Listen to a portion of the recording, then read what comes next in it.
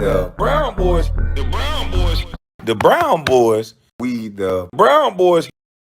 The Brown Boys. We the Brown Boys.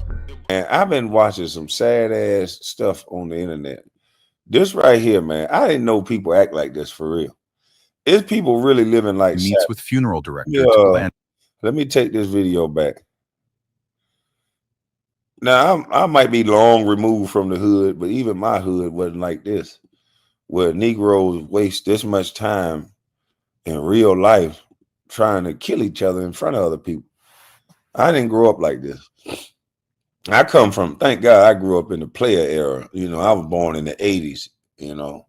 80s and the 90s, people wanted to get money. We cared more about money than we cared about trying to prove we was tough. We damn sure handle our business if it was a problem, but niggas ain't trying to waste time and stall out in jail.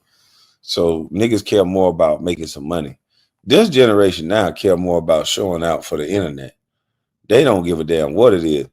Watch the extreme these people go to over a girl. First, it was a simple back and forth online till one of them was hollering at one girl. And now, look how many people died over this dumb shit. This is crazy. I don't know how we plan to make it, but if we got grown men this emotional and thinking this is what being a man is, boy, we in trouble. Steelers, man. Y'all niggas know I'm still right. I think about all the problems that we got stopped before they come off us. I think in my own name, I'm saying the training. Allegheny Middle School and Alderdice High School.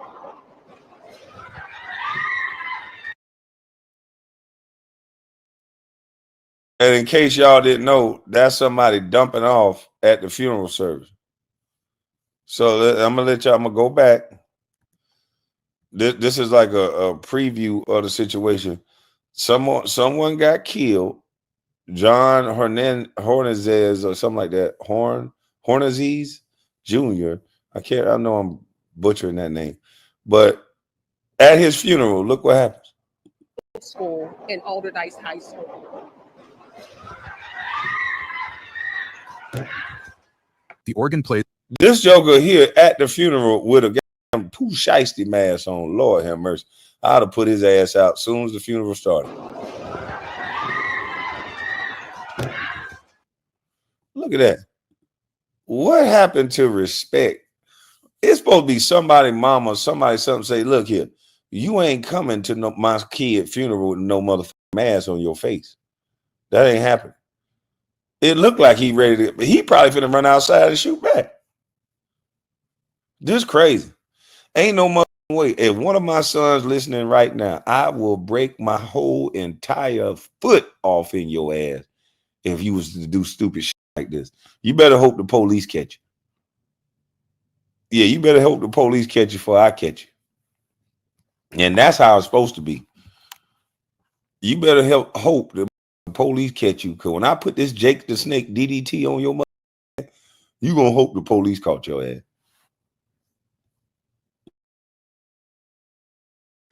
The organ plays Amazing Grace. A mother clutches her tissue. A child fidgets in the pew. Then 20 shots crack through the air. Bodies hit the floor. Not from prayer, from bullets. Destiny of 20 shots crack through the air. Bodies hit the floor. Now that's a damn shame.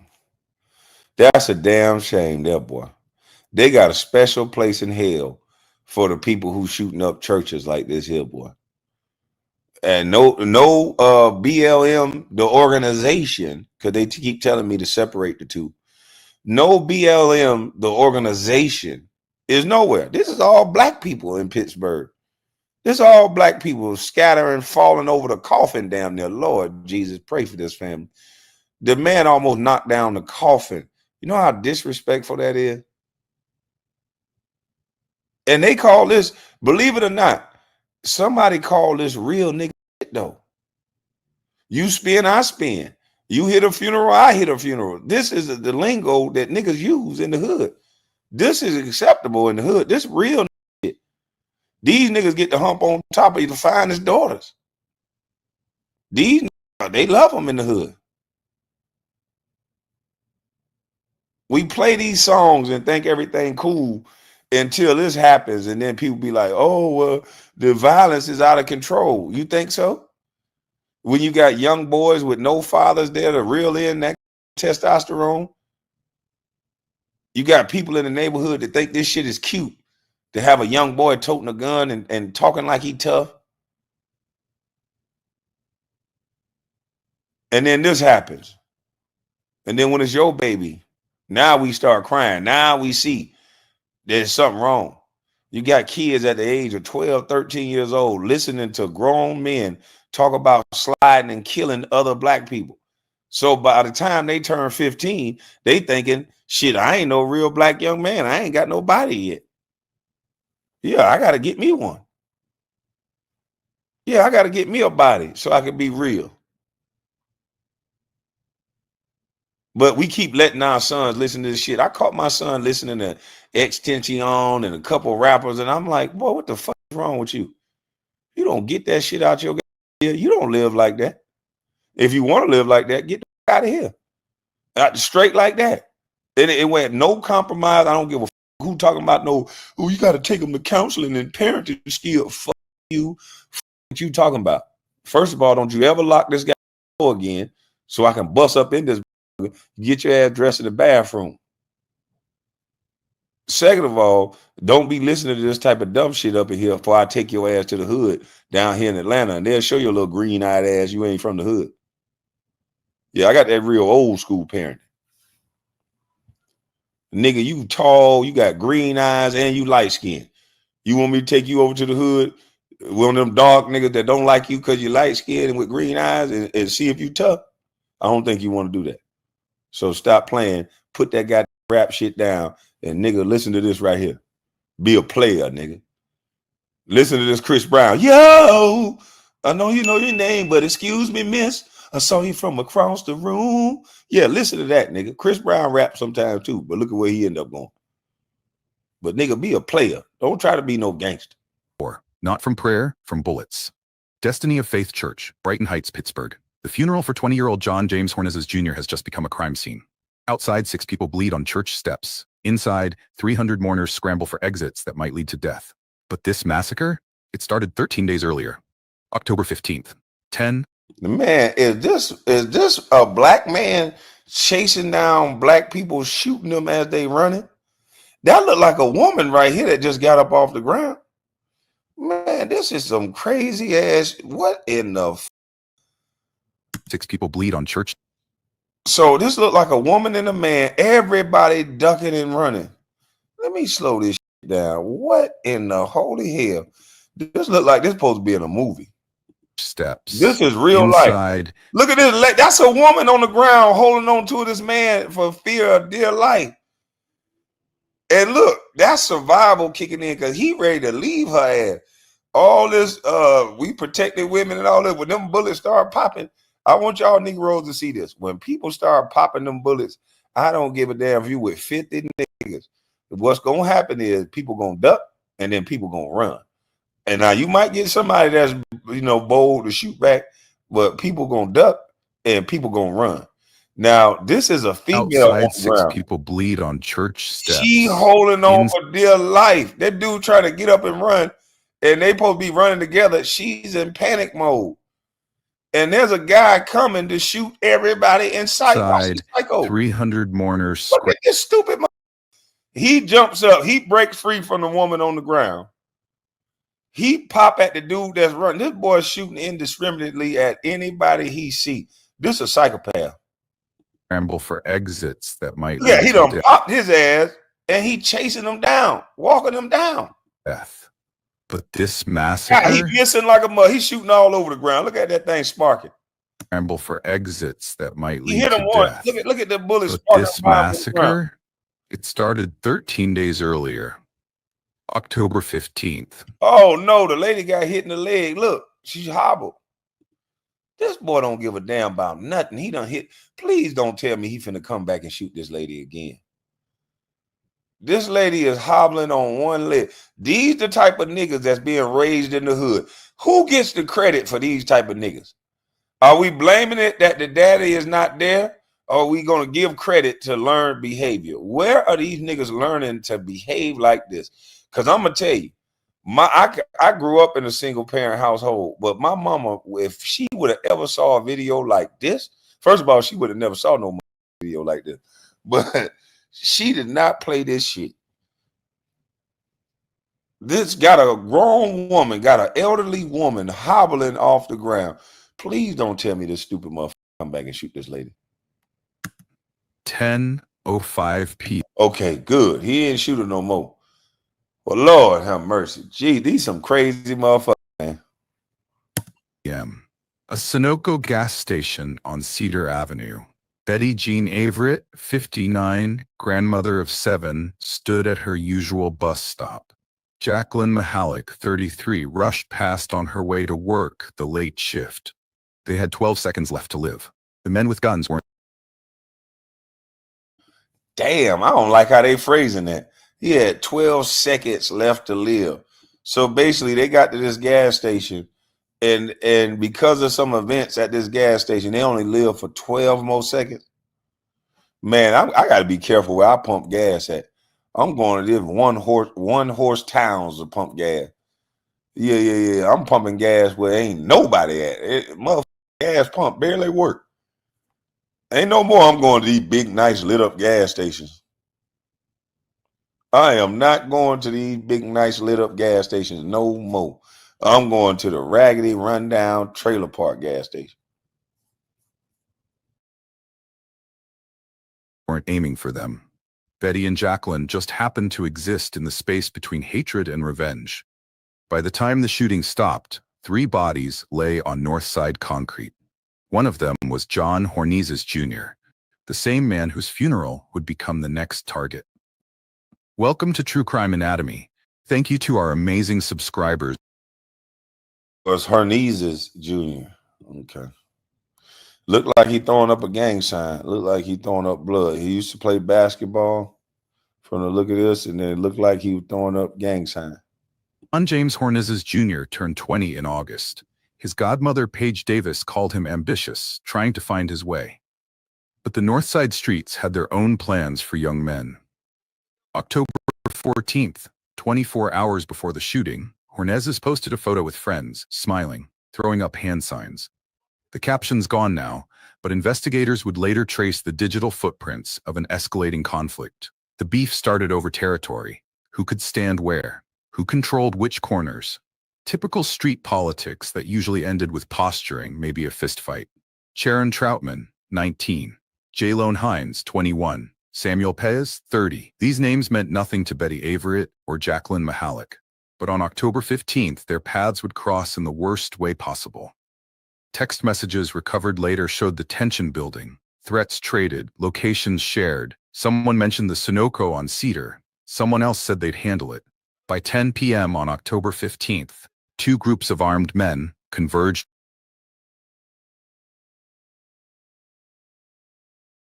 Man, I ain't never seen no. I wouldn't be friends with no nigga that's gonna stand in front of a camera. Both of us. If I see any one of my so-called friends do this, both of these niggas standing in front of a camera, hauling out death threats and all this, man, I'm not gonna be friends with them niggas no more. I don't see a reason we need to be friends after this. Because this shit crazy. For what? The police ain't gonna do nothing but look at these clips. Soon as the first shot ring off, the police gonna go and say, how did this start? They got a whole internet task for it. Just like this true crime YouTube page is going over it. That's what they gonna do. They gonna trace back the events, and they don't even really have to do no work. These people do all the work for them.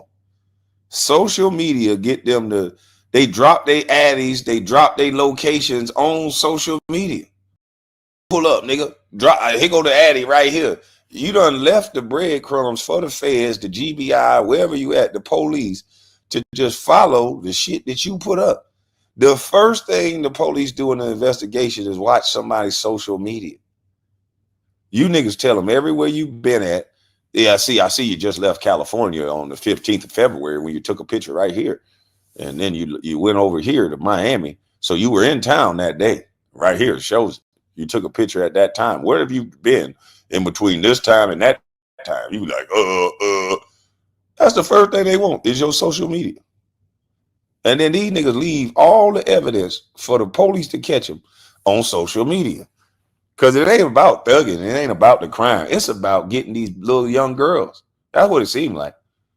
Females are attracted, some are attracted to this stupidity. And these niggas are peacocking for women.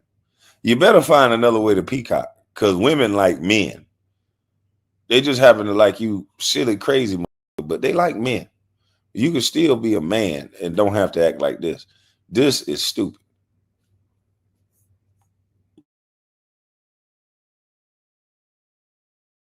By 10 p.m. on October 15th, two groups of armed men converged on a gas station. A grandmother waited for her bus. A mother hurried to work. The stage was set for Pittsburgh's next tragedy. All the players in position, and nobody knew the script would be written in blood. October 13th, Friday night. A house party on Federal Street turns ugly. Words exchanged between John Hornezes Jr.'s crew and men connected to Sharon Troutman. Witnesses later told police it started over a girl, or maybe money, or maybe just because. Watch your back, someone said. This ain't over. October 14th, Saturday morning. Screenshots showed text messages flying. Instagram stories deleted minutes after posting. One message recovered by investigators, "See you at the spot." The Sunoco station on Cedar Avenue had become neutral ground. Both groups bought gas there. Both groups knew the cameras worked. Both groups thought that meant safety. That morning, surveillance footage shows Jalone Hines at pump 3.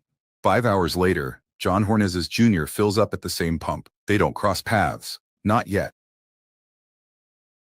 And see, this wasn't that ego kick in. If a mother tell me, meet me at the gas station, I'm going to shoot at you, guess what I'm going to do? I'm not meeting you at no gas station. I'm going to go to the gas station across town where I can pump gas. What the fuck? Make it easy for you to shoot me? Hell no. You know, I don't understand it. I don't get it.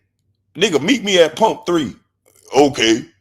And the nigga peacocking going to pump gas at pump 3, not knowing that by you going to pump 3, after you knowingly have a beef with somebody, you saying f everybody else that's around. You saying f all the babies, all the kids, all the people that's around, the grandmas. You just saying f their life. I'm going to bring my personal drama with this in particular guy. I'm going to bring it to this gas station around everybody. So now my beef with this one person going to play out at a gas station in front of everybody. What kind of sense does that make? You ain't going to go free because you at a gas station, number one.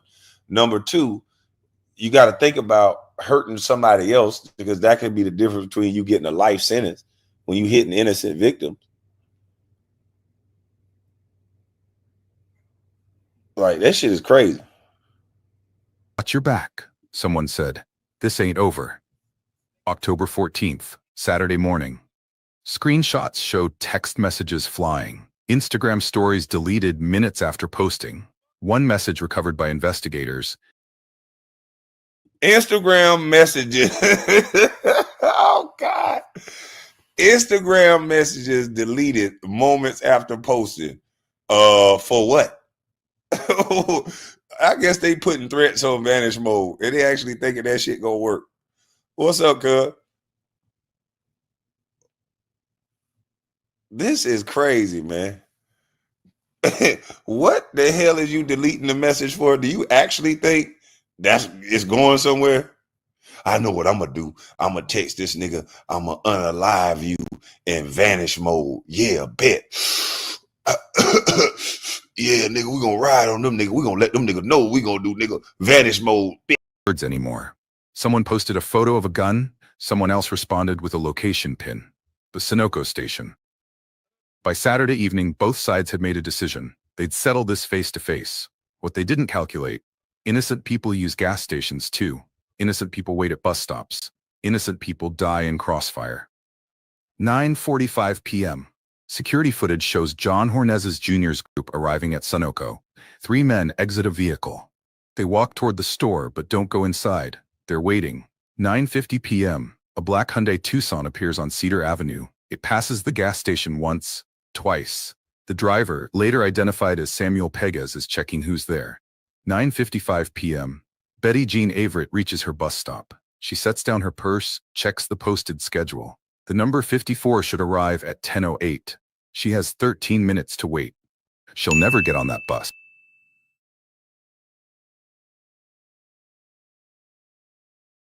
Somebody gonna have to help me.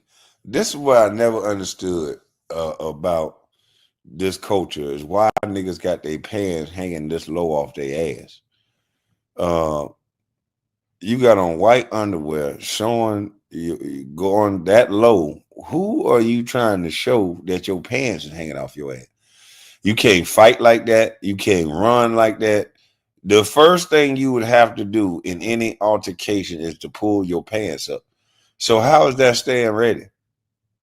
If a nigga want to squabble, you got to pull your pants up. If you're trying to shoot at somebody, you're going to have to pull your pants up to move around. If you're trying to run, you're going to have to grab your pants and run. What is the whole purpose of this damn pants being off your ass? I don't understand. Nigga be trying to run from the police, holding left hand on their pants and hauling ass with their right hand. I done seen niggas get caught because they pants trip them up. Niggas be getting caught, booty all in the air, police knee them in the back, they ass all in the air.